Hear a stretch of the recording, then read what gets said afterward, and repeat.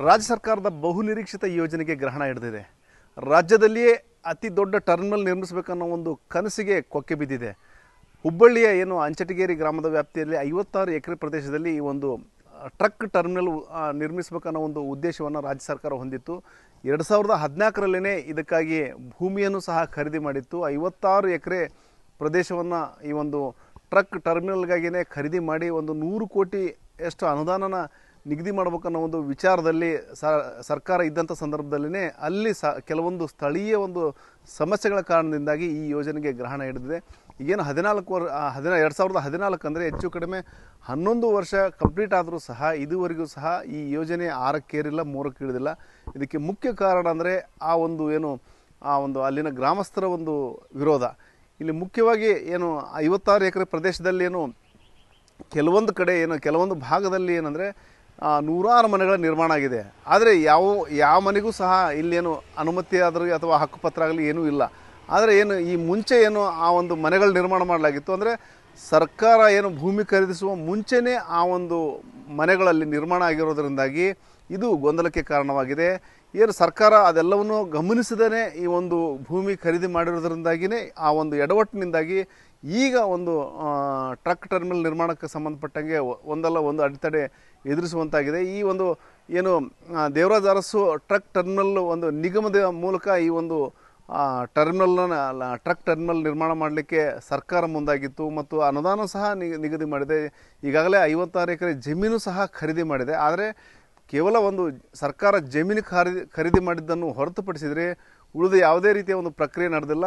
ಒಂದಷ್ಟು ಲಾರಿ ಮಾಲೀಕರು ಅಲ್ಲಿ ತಮ್ಮ ನಿವೇಶನಗಳು ಖರೀದಿ ಮಾಡಿದ್ದಾರೆ. ಮುಂದೆ ಟ್ರಕ್ ಟರ್ಮಿನಲ್ ಆದರೆ ತಮಗೆ ಅನುಕೂಲ ಆಗಲ್ಲ ಅಂತೇಳಿ ಬಿಟ್ಟರೆ ಉಳಿದಂತೆ ಯಾವುದೇ ರೀತಿಯ ಡೆವಲಪ್ಮೆಂಟ್ಗಳು ಆಗಿಲ್ಲ. ಅದಕ್ಕೆ ಸ್ಥಳೀಯರು ವಿರೋಧ ವ್ಯಕ್ತಪಡಿಸ್ತಾ ಇರೋದ್ರಿಂದಾಗಿ ಯಾವುದೇ ರೀತಿಯ ಒಂದು ಅಭಿವೃದ್ಧಿ ಕೆಲಸಗಳು ಅಲ್ಲಿ ಆಗ್ತಾ ಇಲ್ಲ. ಈಗೇನು 2014ರಲ್ಲಿ ಶಿಲಾನ್ಯಾಸ ಆಗಿತ್ತು.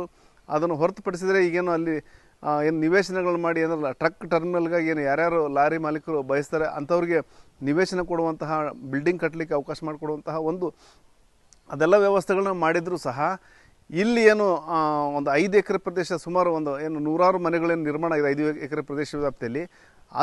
ಅವರು ಈಗ ಪ್ರತಿಯೊಂದು ಸಂದರ್ಭದಲ್ಲೂ ಸಹ ಇಲ್ಲಿ ಡೆವಲಪ್ಮೆಂಟ್ ಮಾಡೋಕ್ಕೆ ಹೋದಂಥ ಸಂದರ್ಭದಲ್ಲಿ ಅಲ್ಲಿ ಸ್ಥಳೀಯರು ವಿರೋಧ ವ್ಯಕ್ತ ಮಾಡ್ತಾ ಇದ್ದಾರೆ. ಹಾಗಾಗಿ ಒಂದಲ್ಲ ಒಂದು ಅಡೆತಡೆಗಳಿಂದ ಕಾರಣದಿಂದಾಗಿಯೇ ಆ ಒಂದು ಟ್ರಕ್ ಟರ್ಮಿನಲ್ಗೆ ಒಂದು ರೀತಿಯಲ್ಲಿ ಗ್ರಹಣ ಹಿಡಿದಿದೆ ಅಂತಲೇ ಹೇಳ್ಬೋದು. ಈಗೇನು ಹೊಸದಾಗಿ ನಿಗಮದ ಅಧ್ಯಕ್ಷರಾಗಿದ್ದಾರೆ, ಅವರೂ ಸಹ ಈಗ ಆ ಒಂದು ಟ್ರಕ್ ಟರ್ಮಿನಲ್ ಸ್ಥಳಕ್ಕೆ ಭೇಟಿ ಕೊಟ್ಟಿದ್ದಾರೆ ಮತ್ತು ಮುಂದೆ ಏನು ಮಾಡ್ಬೇಕನ್ನೋ ಒಂದು ವಿಚಾರನೂ ಮಾಡಿದ್ದಾರೆ ಮತ್ತು ಗ್ರಾಮಸ್ಥರ ಜೊತೆ ಸಹ ಒಂದಷ್ಟು ಚರ್ಚೆಗಳು ಮಾಡುವ ಪ್ರಯತ್ನ ಮಾಡಿದ್ದಾರೆ. ಆದರೆ ಇಲ್ಲಿ ಗ್ರಾಮಸ್ಥರು ಯಾವುದೇ ಕಾರಣಕ್ಕೂ ಬಗ್ತಾ ಇಲ್ಲ. ನಮಗೇನು ಮೊದಲು ನೀವು ಹಕ್ಕುಪತ್ರ ಕೊಡ್ರಿ, ಅಂದರೆ ಈಗೇನು ನಾವೇನು ಅಲ್ಲಿ ಮೊದಲು ಅಂದರೆ ನೀವು ಟ್ರಕ್ ಟರ್ಮಿನಲ್ ಭೂಮಿ ಖರೀದಿಗಿಂತ ಮುಂಚೆನೇ ನಾವು ಅಲ್ಲಿ ಮನೆಗಳನ್ನ ಹಾಕ್ಕೊಂಡಿದ್ದೀವಿ ಮತ್ತು ನಮಗೆ ಆ ಒಂದು ಮನೆಗಳಿಗೆ ಹಕ್ಕುಪತ್ರ ಕೊಡ್ರಿ, ಅಲ್ಲಿ ನಾವು ಇರೋಷ್ಟು ಏರಿಯಾನ ಬಿಟ್ಟು ಬಿಡ್ರಿ, ಉಳಿದಿದ್ದು ಬೇಕಾದರೆ ನೀವು ಟ್ರಕ್ ಟರ್ಮಿನಲ್ ಆಗಿ ಡೆವಲಪ್ಮೆಂಟ್ ಮಾಡಿಕೊಡ್ರಿ ಅನ್ನೋ ಒಂದು ಆಗ್ರಹ ಅಂಚಟಿಗೆ ಗ್ರಾಮಸ್ಥರದಾಗಿದೆ. ಇದರಿಂದಾಗಿ ಏನಂದರೆ ಈ ಒಂದು ಲಾರಿ ಮಾಲೀಕರಿಗೆ ಒಂದು ದೊಡ್ಡ ಸಂಕಷ್ಟನೇ ಎದುರಾಗಿದೆ. ಯಾಕಂದರೆ ಈಗಾಗಲೇ ಹಲವಾರು ಲಾರಿ ಮಾಲೀಕರು ಅಲ್ಲಿ ನಿವೇಶನಗಳು ಖರೀದಿ ಮಾಡಿದ್ದಾರೆ ಮತ್ತು ರಾಜ್ಯದಲ್ಲಿಯೇ ಒಂದು ದೊಡ್ಡ ಟ್ರಕ್ ಟರ್ಮಿನಲ್ ನಿರ್ಮಾಣ ಆಗುತ್ತೆ ಅನ್ನೋ ಒಂದು ನಿರೀಕ್ಷೆಯಲ್ಲಿದ್ದರು. ಆದರೆ ಇದೇನು 11 ವರ್ಷ ಆದರೂ ಸಹ ಯಾವುದೇ ರೀತಿಯ ಒಂದು ಡೆವಲಪ್ಮೆಂಟ್ ಪ್ರಗತಿ ಕಾಣ್ತಾ ಇಲ್ಲ. ಹಾಗಾಗಿ ಅಟ್ಲೀಸ್ಟ್ ನಾವು ಕೊಟ್ಟ ದುಡ್ಡನ್ನಾದರೂ ವಾಪಸ್ ಕೊಡ್ರಿ ಅಂತೇಳಿ ಅವ್ರು ಆಗ್ರಹ ಮಾಡ್ತಾ ಇದ್ದಾರೆ. ಇಲ್ಲಾಂದರೆ ಅಟ್ಲೀಸ್ಟು ಆ ಒಂದು ಟ್ರಕ್ ಟರ್ಮಿನಲ್ ಅಭಿವೃದ್ಧಿ ಮಾಡಿ ನಮಗೆ ಕೊಟ್ಟರೆ ನಮ್ಮ ಟ್ರಕ್ಗಳು ನಿಲ್ಲಿಸ್ಲಿಕ್ಕೆ ಅನುಕೂಲ ಆಗುತ್ತೆ ಅನ್ನೋ ಒಂದು ಆಗ್ರಹ ಅವ್ರದ್ದಾಗಿದೆ. ಯಾಕಂದರೆ ಈಗೇನು ಟ್ರಕ್ಗಳಿದ್ದಾವೆ, ದೊಡ್ಡ ದೊಡ್ಡ ವಾಹನಗಳು ಹೊರಗಡೆ ಹುಬ್ಬಳ್ಳಿ ಸಿಟಿ ಒಳಗೆ ಬರೋದು ಕಷ್ಟ ಆಗಿದೆ. ಹಾಗಿರುವಂಥ ಸಂದರ್ಭದಲ್ಲಿ ಹೊರವಲಯದಲ್ಲಿ ಈ ರೀತಿಯ ಒಂದು ಹಂಚಟಗೇರಿಯಲ್ಲಿ ಟ್ರಕ್ ಟರ್ಮಿನಲ್ ನಿರ್ಮಾಣದ ಉದ್ದೇಶ ಹೊಂದಲಾಗಿತ್ತು. ಅದರಿಂದ ಹೆಚ್ಚು ಅನುಕೂಲ ಆಗುತ್ತೆ ಅನ್ನೋ ಒಂದು ವಿಚಾರದಲ್ಲಿ ಲಾರಿ ಮಾಲೀಕರು ಸಹ ಇದ್ದರು. ಆದರೆ ಈಗೇನು ಆ ಒಂದು ಅಲ್ಲಿನ ಸ್ಥಳೀಯರ ವಿರೋಧದಿಂದಾಗಿ ಇದು ಒಂದು ಸಮಸ್ಯೆ ಆಗ್ತಾ ಇದೆ. ಹಾಗಾಗಿ ಈಗ ಎಲ್ಲಿ ನಿಲ್ಲಿಸ್ಬೇಕು ನಾವು ಟ್ರಕ್ಗಳನ್ನ ಅನ್ನೋ ಒಂದು ಪ್ರಶ್ನೆ ಅವ್ರದ್ದಾಗಿದೆ. ಎಲ್ಲಂದ್ರಲ್ಲೇ ರಸ್ತೆಯಲ್ಲಿ ನಾವು ನಿಂದಿರ್ಸ್ತೀವಿ, ಅದರಿಂದಾಗಿ ಸಾಕಷ್ಟು ತೊಂದರೆಗಳಾಗ್ತಾ ಇದೆ. ಕೆಲವೊಂದು ಸರಿ ಸ್ಪೇರ್ ಪಾರ್ಟ್ಸ್ ಅಂದರೆ ಆ ಲಾರಿಯಲ್ಲಿ ಇಟ್ಟಂತಹ ವಸ್ತುಗಳು ಕಳುವಾಗ್ತಾ ಇದ್ದಾವೆ. ಅಂದರೆ ಸೇಫ್ಟಿ ಇರಲಾರ್ದಂಥ ಪರಿಸ್ಥಿತಿ ನಿರ್ಮಾಣವಾಗಿದೆ. ನಮ್ಮದೇ ಆದ ಒಂದು ಟ್ರಕ್ ಟರ್ಮಿನಲ್ ಇತ್ತಂದರೆ ಅಲ್ಲಿ ನಮ್ಮ ವಾಹನ ನಿಲ್ಲಿಸಿದ್ವು ಅಂದರೆ ಸೇಫ್ಟಿ ಇರ್ತದೆ, ತೊಂದರೆ ಆಗಲ್ಲ ಮತ್ತು ನಮ್ಮ ಒಂದು ವ್ಯಾಪ್ತಿನಲ್ಲೇ ನಮ್ಮ ಒಂದು ಸಂರಕ್ಷಣೆಯಲ್ಲಿ ಇರುತ್ತೆ ಅನ್ನೋ ಒಂದು ಮಾತು ಲಾರಿ ಮಾಲೀಕರದಾಗಿದೆ. ಒಟ್ಟಾರೆ ಏನು ಆದರೆ ಈಗೇನು ಈ ಒಂದು ನಿಟ್ಟಿನಲ್ಲಿ ಒಂದು 100 ಕೋಟಿ ಅನುದಾನ ನಿಗದಿ ಮಾಡಿ ಏನು ದೇವರಾಜ ಅರಸು ಟ್ರಕ್ ಟರ್ಮಿನಲ್ ನಿಗಮದ ಅಧ್ಯಕ್ಷರು ಈ ಒಂದು ಕಾಮಗಾರಿಗಾಗಿ ಒಂದು 100 ಕೋಟಿ ಅನುದಾನ ನಾವು ಕೇಳಿದ್ದೀವಿ. ಆ ಒಂದು ಅದ್ರ ಪ್ರಕಾರ ನಾವು ಮುಂದಿನ ದಿನಗಳಲ್ಲಿ ಡೆವಲಪ್ಮೆಂಟ್ ಮಾಡ್ತೇವೆ ಅನ್ನೋ ಒಂದು ವಿಶ್ವಾಸದಲ್ಲಿ ಅಧ್ಯಕ್ಷರು ಸಹ ಇದ್ದಾರೆ. ನಮ್ಮ ಲಾರಿ ಅಸೋಸಿಯೇಷನ್ ಅವರೆಲ್ಲ ಬಂದು ಕೂತಿದ್ದಾರೆ ಇಲ್ಲಿ. ನಾವು ಫಸ್ಟು ಅಲ್ಲಿ ಇನ್ಸ್ಪೆಕ್ಷನ್ ಮಾಡ್ಕೊಂಡು ಆಮೇಲೆ ಮೀಟಿಂಗ್ ಮಾಡಬೇಕು ಅಂತಿದ್ವಿ. ಆದರೆ ಇವರೆಲ್ಲ ರಿಕ್ವೆಸ್ಟ್ ಮಾಡಿಕೊಂಡ್ರು ಸ್ವಲ್ಪ ಫಸ್ಟ್ ಮೀಟಿಂಗ್ ಮಾಡಿಬಿಟ್ಟು ಆಮೇಲೆ ಇನ್ಸ್ಪೆಕ್ಷನ್ ಹೋಗಿ ಅಂತ. ಅಲ್ಲಿ ಆ್ಯಕ್ಚುಲಿ 2009ನೇ ಇಸ್ವಿಯಲ್ಲಿ ಲ್ಯಾಂಡ್ ಅಲಾಟ್ ಆಗಿದೆ. ಪೊಸೆಷನ್ ತೊಗೊಂಡಿರೋದು 2017ನಲ್ಲಿ, ಬೌಂಡ್ರಿ ಫಿಕ್ಸ್ ಮಾಡಿರೋದು 2024ಅಲ್ಲಿ. ಇದರಲ್ಲಿ ಒಂದು 9 ಎಕರೆ ಇಲ್ಲಿಗಲ್ ಆಕ್ಯುಪೇಷನ್ ಆಗಿದೆ. ಅದಕ್ಕೋಸ್ಕರಾಗಿ ಒಂದು 9 ಎಕರೆ ಸಪ್ರೇಟಾಗಿ ನಮಗೆ ಬೇರೆ ಕಡೆ ಕೊಡಬೇಕಂತ ಡಿ ಸಿಗೆ ಮೀಟಿಂಗ್ ಮಾಡಿ ಅದೆಲ್ಲ ರಿಕ್ವೆಸ್ಟ್ ಕೊಟ್ಟಾಗಿದೆ.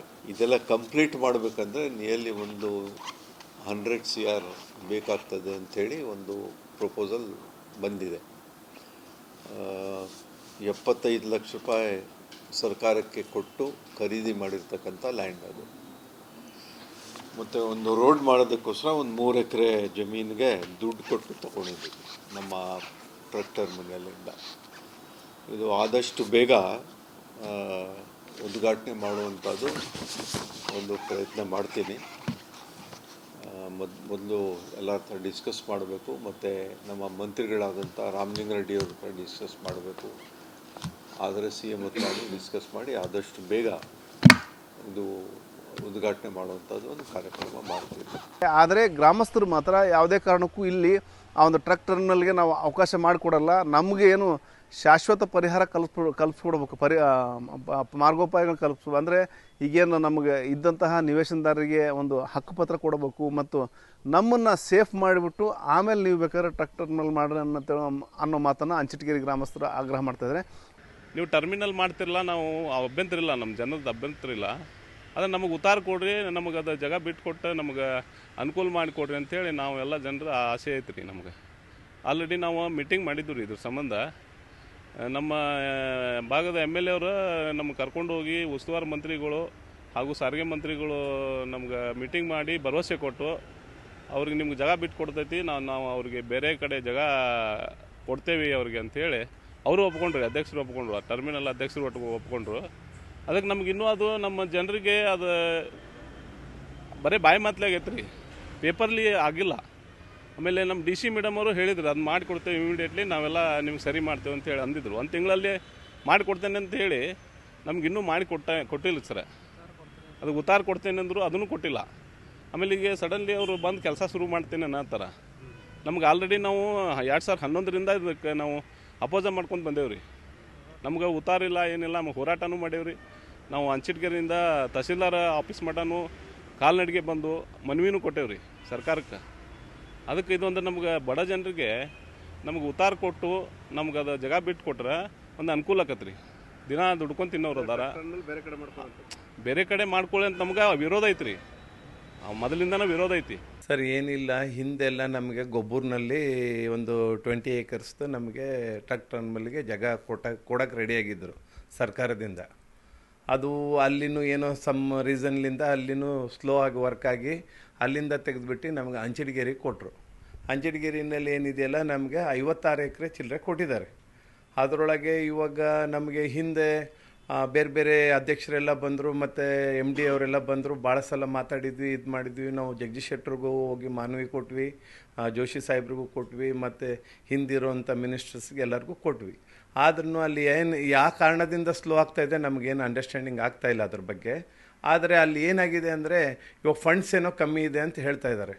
ಇವಾಗ ಫಂಡ್ಸಿಗೆ ಏನು ಮಾಡಿದ್ವಿ, ಮತ್ತೊಂದು ನಮ್ಮ ಲಾರಿ ಓನರ್ಸ್ ಕಡೆಯಿಂದನೇ ಒಂದು ಆಕ್ಷನ್ ಬೇಸ್ ಮಾಡಿಬಿಟ್ಟು 98 ಪ್ಲಾಟನ್ನ ಆಕ್ಷನ್ನಲ್ಲಿ ಇಟ್ಟಿದ್ದಾರೆ. ಅದಕ್ಕೆ ನಾವೆಲ್ಲ EMD ಅಮೌಂಟ್ 1 ಲಕ್ಷ ರೂಪಾಯಿ ತುಂಬಿಟ್ಟು ಇವಾಗ ನಾವೆಲ್ಲ ಅದನ್ನು ಪ್ಲಾಟ್ಸ್ನ ತೊಗೊಂಡಿದ್ವಿ. ಕೆಲವನ್ನ ಬರೀ ಒಂದು ಕಾಲು ಭಾಗ ಅಷ್ಟೇ ತೊಗೊಂಡಿದ್ವಿ. ಇನ್ನೂ ಭಾಳ ದೊಡ್ಡ ಸೈಟ್ಸ್ಗಳಿದೆ ಅಲ್ಲಿನ.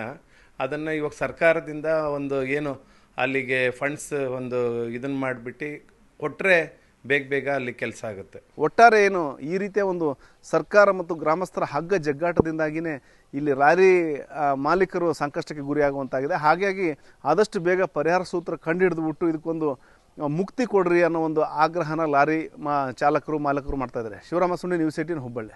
ನಿರ್ಭೀತ, ನಿಷ್ಪಕ್ಷಪಾತ, ವಿಶ್ವಾಸಾರ್ಹ ಸುದ್ದಿಗಳಿಗೆ ಹೆಸರಾಗಿರುವ ನ್ಯೂಸ್ 18 ಕನ್ನಡ ಈಗ ಆಪ್ನಲ್ಲೂ ಲಭ್ಯವಿದೆ. ದಯವಿಟ್ಟು ಇಲ್ಲಿರುವ QR ಕೋಡ್ನ ಸ್ಕ್ಯಾನ್ ಮಾಡಿಕೊಂಡು ಆಪ್ ಡೌನ್ಲೋಡ್ ಮಾಡೋದಕ್ಕೆ ಮರಿಬೇಡಿ. ನಿಮ್ಮ ಬೆಂಬಲ ಹೀಗೆ ಸದಾ ನಮ್ಮೊಂದಿಗಿರಲಿ. ಧನ್ಯವಾದ.